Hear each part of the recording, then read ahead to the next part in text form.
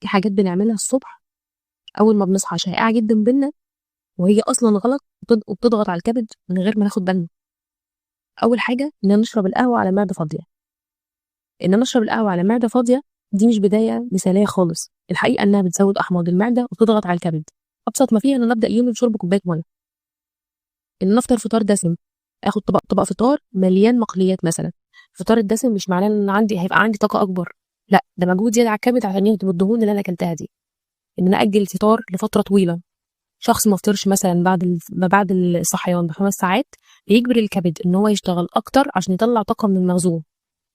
ان انا اكل او اشرب مشروبات ومأكولات فيها سكريات بنسبه كبيره. المشروبات السكريه في الصبح او الاكل السكري في الصبح بيرفعوا فجاه، بيتحول لدهون على الكبد. خلي الحلويات دي دايما بعد الوجبات مش قبلها.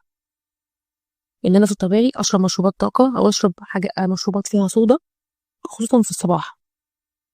الكان مشروب طاقه على الفطار، مشروبات طاقه مليانه سكر وكافيين ومواد حافظه. الكبد محتاج راحه، مش هفضل طول النهار اخليه يبذل مجهود.